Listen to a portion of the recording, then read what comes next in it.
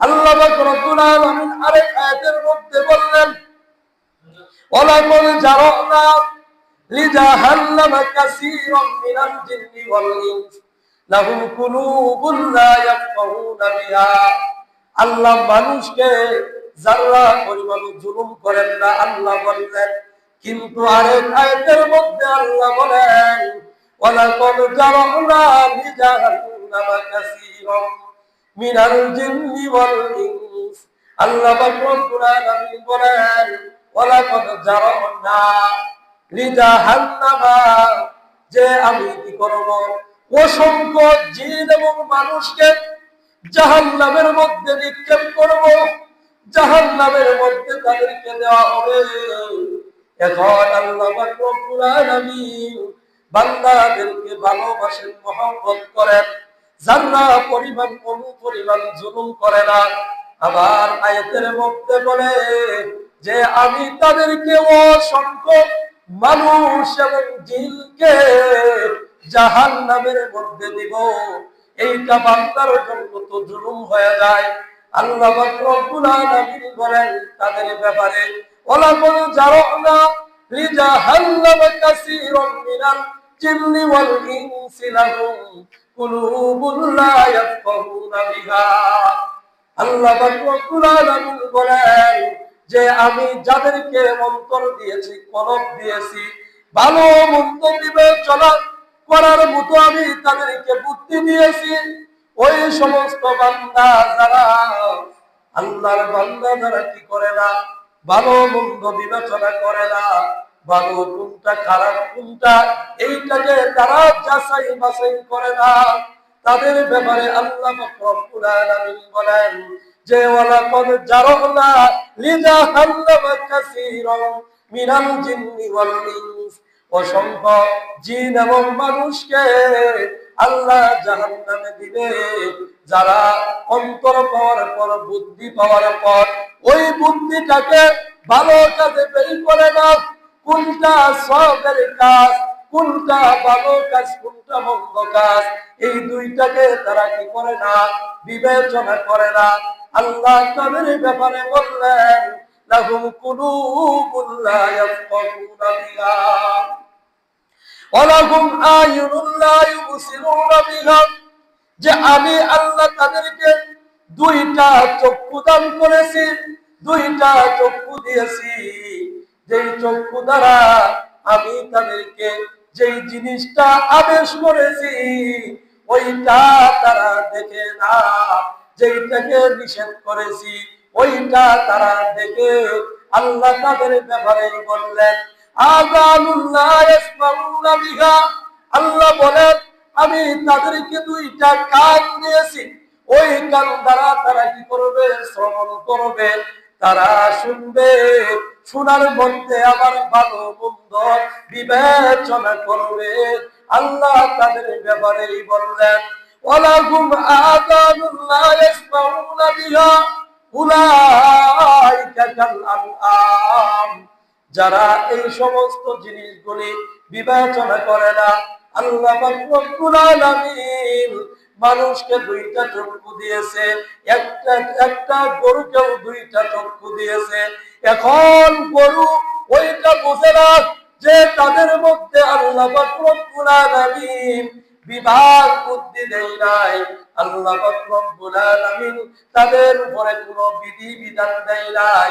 আল্লাহ তাদেরকে ইচ্ছা শক্তি দিয়েছে, কিন্তু বিধি বিধান গরুকে দেয় নাই। আল্লাহ পাক রব্বুল আলামিন ফেরেশতাদেরকে সৃষ্টি করেছেন, আল্লাহ তাদেরকে বিধি বিধান দিয়েছে, কিন্তু ইচ্ছা শক্তি তাদেরকে দেয় নাই। আল্লাহ যদি বলে, ও ফেরেশতার দল তোমরা এই জায়গায় বসো, বসার পর আমি আল্লাহর জিকির সর্ব অবস্থায় করবা, এই জায়গা থেকে উঠবা না, নড়বা না। আল্লাহ যদি হুকুম করে ওই ফেরেশতাগুলি ওই জায়গায় বসা কিয়ামত পর্যন্ত জিকির করতে থাকবে। তাদের ইচ্ছা শক্তি নাই, তারা যে ওখান থেকে অন্য জায়গায় যাবে এই শক্তি আল্লাহ, এই বুঝ তাদেরকে আল্লাহ দেয় নাই। আর মানুষ দুইটা সমন্বয়ে মানুষ আল্লাহ পাক রব্বুল আলামিন মানুষকে সৃষ্টি করেছেন। মানুষকে আল্লাহ ইচ্ছা শক্তিও দিয়েছে, আবার বিধি বিধানও দিয়েছে। ফেরেশতাদের বিধি বিধান আছে, ইচ্ছা শক্তি নাই। গরুর ইচ্ছা শক্তি আছে কিন্তু বিধি বিধান নাই।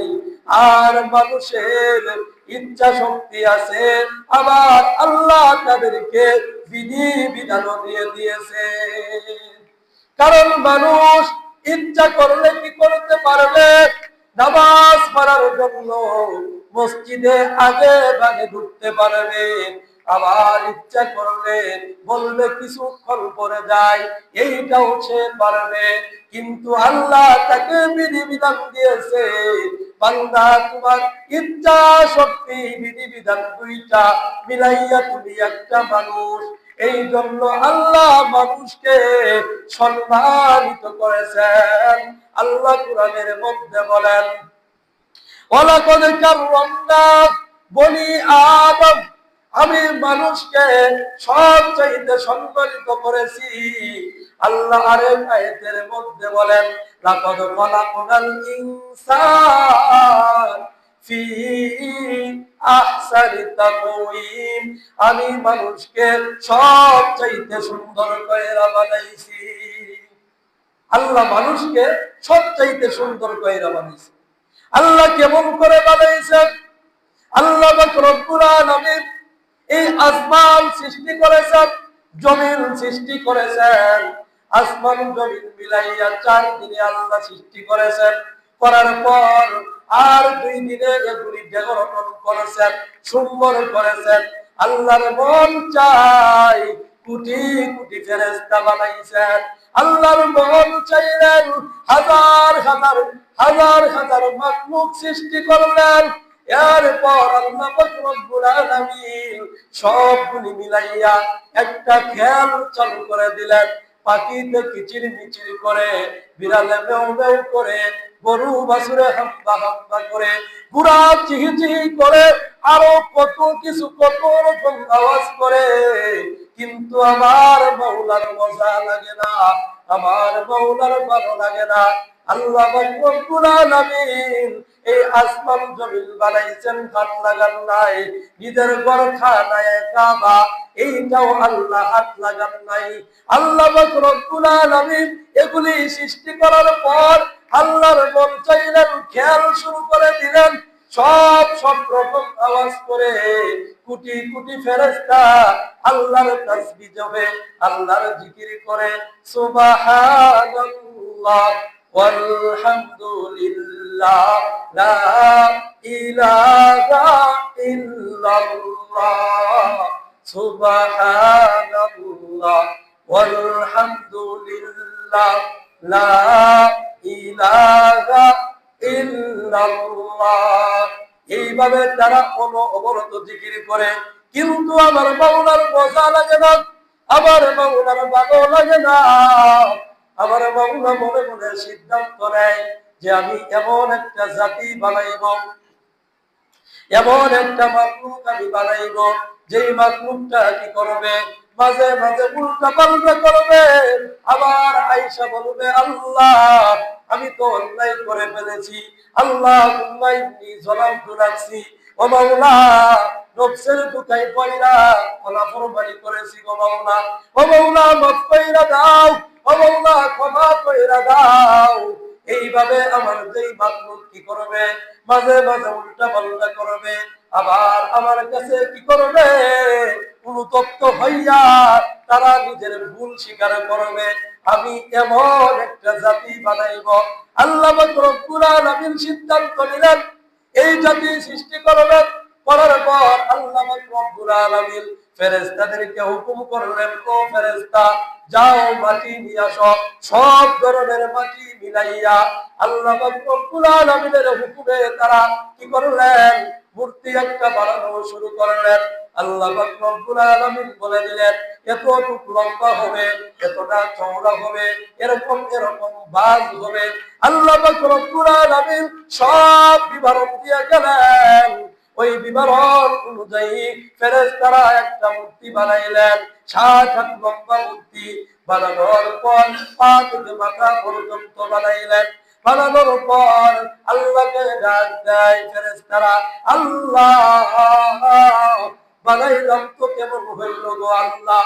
আল্লাহ পাক রব্বুল আলামিন ডাক দিয়া বলে, আমার আদরের মাখলুক, আমার মন মুতন হয় না। আল্লাহ পাক রব্বুল আলামিন বলেন, আমার আদরের মাখলুক, আমার মন মুতন হয় নাই। আল্লাহ পাক রব্বুল আলামিন নিজের উপর খানায়ে কাবা, তাতেও আল্লাহ হাত লাগান নাই। আল্লাহ আব্বাজান আদম আলাইহিস সালামকে বললেন, আদম তুমি ঘর বানাও। ওই আদম আলাইহিস সালাম নির্মাণ করলেন। আবার জাতির পিতা ইব্রাহিম আলাইহিস সালামকে আল্লাহ বললেন, ইব্রাহিম তুমিও ঘর বানাও। ওই ইব্রাহিম আলাইহিস সালাম খানায়ে কাবা নির্মাণ করলেন। কেমন করে করলেন? আল্লাহ পাক রব্বুল আলামিন জান্নাত থেকে একটা পাথর পাঠিয়ে দিলেন। ওই জান্নাতি পাথর, ওইটাকে ইব্রাহিম আলাইহিস সালাম লিফট হিসেবে ব্যবহার করলেন। ইব্রাহিম আলাইহিস সালাম ওইটার উপরে ওইটা কি করলেন, খানায়ে কাবা এইটা নির্মাণ করলেন। মনে মনে বলতেন, আধ হাত উপরে উঠুক, এই পাথর উইঠা যাইতো। আবার যদি বলতেন এক হাত নিচে নামুক, এই পাথর নিচে নাইমা যাইতো। এইভাবে ইব্রাহিম আলাইহিস সালাম কি করলেন, আল্লাহ পাক রব্বুল আলামিনের হুকুমে ওই কাবা ঘর নির্মাণ করলেন। আল্লাহ পাক রব্বুল আলামিন নির্মাণের ঘর, আল্লাহ পাক রব্বুল আলামিনের নিজের ঘর খানায়ে কাবা, এইটাও আল্লাহ হাত লাগান নাই। আল্লাহ পাক রব্বুল আলামিন এই আদম আলাইহিস সালামকে যখন বানাইলেন, ফেরেশতা পা থেকে মাথা পর্যন্ত বানানোর পর আল্লাহকে ডাক দিয়া বলে, আল্লাহ বানাইলাম তো কেমন হইল গো আল্লাহ। আল্লাহ বলে, আমার আদরের মাখলুক, আমার মন মুতন হয় নাই। আল্লাহ পাক রব্বুল আলামিন নিজের কুদরতি হাতখানা লম্বা কইরা আদম আলাইহিস সালামের থুতনির নিচ থেকে মাথার চুলের গোড়া পর্যন্ত, এই কানের নথি থেকে ওই কানের নথি পর্যন্ত আল্লাহ পাক রব্বুল আলামিন কুদরতি হাত দ্বারা সুন্দর কইরা গালটাকে আদর কইরা কইরা, নাকটাকে আদর কইরা কইরা, গাল কপালে হাত ছোঁয়া আমার মাওলা ঘোষণা কইরা দেয়, লাকাদ খালাকনাল ইনসান ফি আহসানি তাকওয়িম, আমি মানুষকে সবচাইতে সুন্দর কইরা বানাইলাম। এই তো মানুষ, এই যে মানুষ আল্লাহ পাক রব্বুল আলামিন সৃষ্টি করলেন। এই মানুষগুলিকে আবার এত আদর করে সৃষ্টি করার পর আল্লাহ জাহান্নামে কেমনে দেয়? আল্লাহ পাক রব্বুল আলামিন বলেন যে আমি তাদেরকে জাহান্নামে দিবে। লাহুম কুলুবুন লা ইয়াফকাহুনা বিহা ওয়া লাহুম আয়ুনুন লা ইউবসিরুনা বিহা ওয়া লাহুম আযানুন লা ইয়াসমাউনা বিহা উলাইকা কাল আনআম, যারা এরকম চার পায়ে জানোয়ারের মতো চলাফেরা করে, সমাজের মধ্যে চলে, অনেকেই তাকে মানুষ বলে না। মানুষ দেখতে মানুষ, কিন্তু তার কাজগুলি মানুষের মতো হয় না। এরকম লোক আছে কিনা?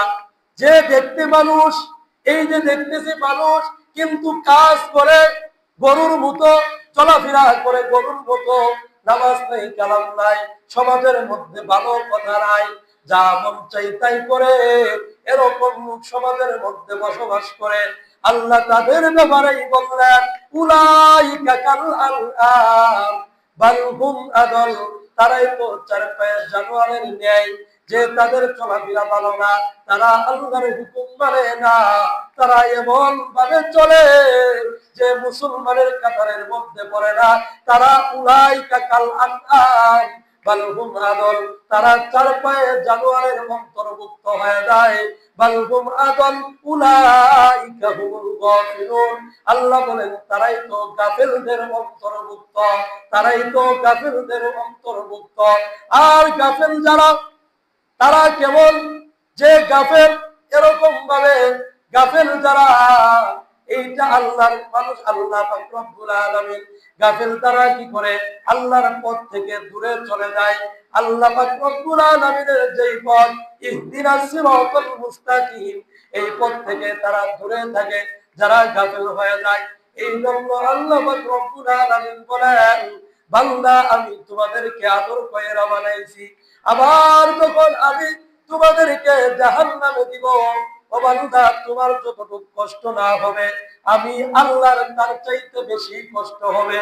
কারণ আমি তোমাদেরকে আদর করে বানাইছি, এখন তোমাদের কৃতকর্মের ফল, তোমরা দুনিয়ার মধ্যে আসার পর দুনিয়া কামাইয়ের জন্য ব্যস্ত হয়ে গেছো।